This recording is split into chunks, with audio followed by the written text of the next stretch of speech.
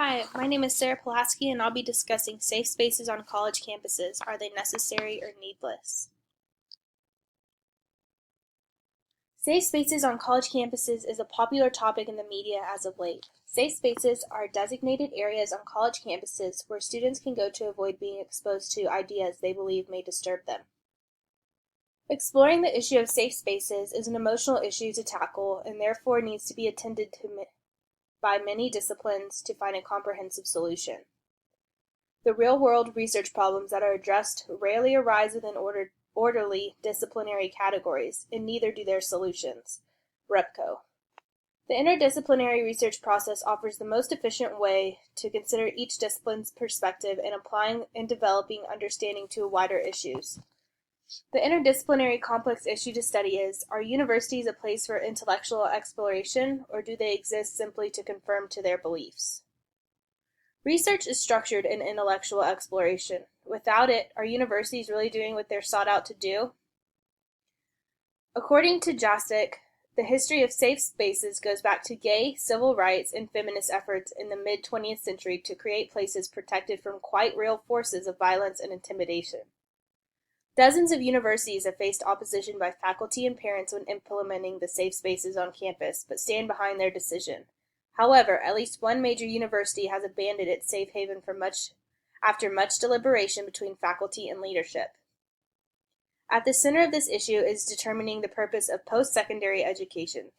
Students should attend colleges and universities to broaden their thinking about themselves, others, and the world. REPCO also discusses the importance of using interdisciplinary research process because it involves a series of decisions that make integration possible, which leads to a more comprehensive understanding. This issue can be studied through an interdisciplinary lens because it can be considered from various perspectives, namely the legal system, psychological considerations, and sociological viewpoints. Not every problem can be looked at using an interdisciplinary approach. There are numerous defenses for using an interdisciplinary method when looking at the topic of safe spaces. Criteria for using an interdisciplinary approach also includes that the problem or question presented must be open-ended. It appears that the complex problem of safe spaces on college campuses is a good candidate for an interdisciplinary research approach because it has been independently studied, but also is a problem with a range of complexity. REPCO explains that analyzing the problem requires viewing it through the lens of each disciplinary perspective, using theories and insights.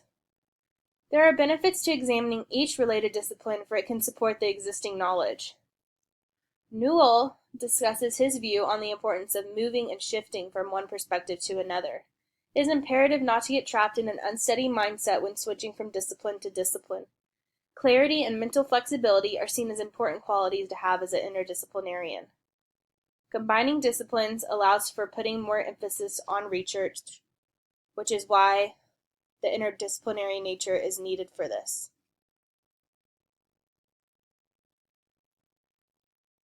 Viewing safe spaces from a legal perspective could be asked by the question, are institutions of higher education legally required to provide such an amenity? Even within the legal community, experts hold dissenting opinions. If students don't want to be exposed to ideas that differ from theirs, certainly opinions exist other than safe spaces. Advocate of safe spaces, Mike Middleton of University of Missouri, thinks that safe spaces are critical in order for students to feel like they can interact with fear. Safe spaces on college campuses run at odds with the First Amendment. This is an article that I looked at that discussed the controversial relationship of safe spaces on college campuses with the Constitution. It examines the different opinions of faculty members, both against and for the use of safe spaces.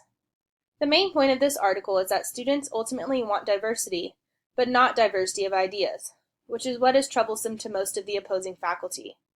He also notes that schools must walk a delicate balance between safe spaces and free speech rights. The trick is to find the balance, the point where you are accommodating both interests as much as you can.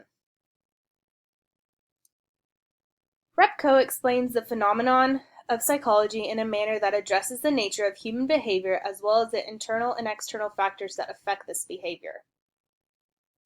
Looking at safe spaces from a psychological perspective, one must consider the possibility that such places could become danger zones. For example, students and a few faculty members at the University of Missouri threatened reporters with physical violence if they came on campus, a public school, to report on a protesting incident. At other colleges and universities, speakers have been unable to complete their presentations without disruptions and threats. This article was written by Routledge, discussing the lack of legitimacy with students and faculty wanting to use safe spaces. It discusses the concept of this movement that is not only for it's only for a small group of like-minded individuals, and anyone who disagrees are subject to ridicule and threats. Lastly, it discusses the promotion of a narcissistic worldview and how it will continue to be a growing problem. Schulvitz talks about the theory that vulnerable students should be guaranteed a psychological security. This idea has roots in a body of legal thought elaborated in the 1980s and 1990s and still read today. It also talks about lifelong repercussions of not granting students the right to their so-called safe spaces. Lastly, we can view safe spaces through a psychological interdisciplinary lens. This invites us to look at the connections between the behavior that is occurring to the structures of the society in which they live. A topic that is controversial in this discipline is that of classroom participation. In most classroom settings, participation in discussions is not only encouraged but required for a grade. One strategy for maintaining these discussions involves creating safe spaces for difficult dialogues or emotional exchanges. Gale, Cortez, and Preece explore a participation paradox associated with higher learning.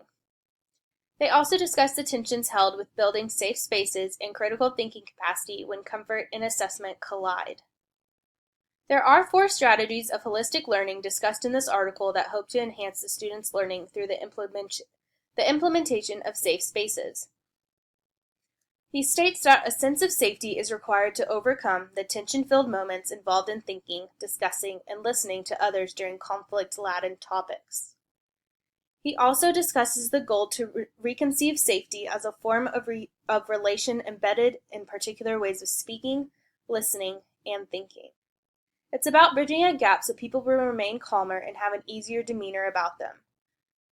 It shows the usage of humor and how to address a complex problem by reopening concepts themselves.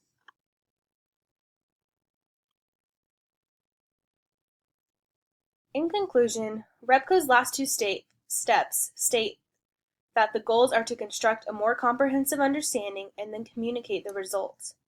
Integration is something that must be created.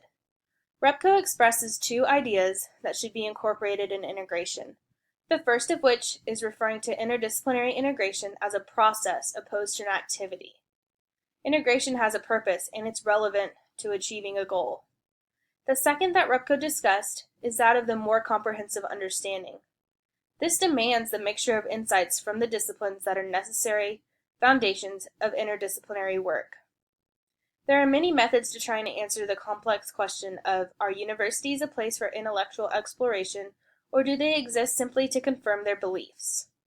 Instead of researchers searching for answers using only one disciplinary perspective, Repko shows it is to be most effective to integrate other disciplines to obtain a wider view. The 3 interdisciplinary lenses that were discussed in this case were sociology, psychology, and the legal perspective. The new knowledge that is available through the usage of integration of these 3 disciplines provides a more all-encompassing understanding of integration. The purpose of this integration is not necessarily to solve the problem at hand, but provide new insights, which I believe this is what we have found while researching this topic. Because the topic of safe spaces on a college campus is relatively new, it was challenging to find the research, but challenging research is needed to be done in order to have a wide range of knowledge needed on this subject. In this case, conflicts were found between the views of faculty, staff, and students of college campuses. Running into difficulty when trying to obtain non-biased research articles about this research topic is unavoidable, especially when mixing different research methods. Creating a common ground helped connect the perspectives of psychology and sociology in order to achieve an understanding that one discipline could effectively construct. The use of interdisciplinary research approach has tied together the similarities as well as differences between opposing disciplines. Thank you.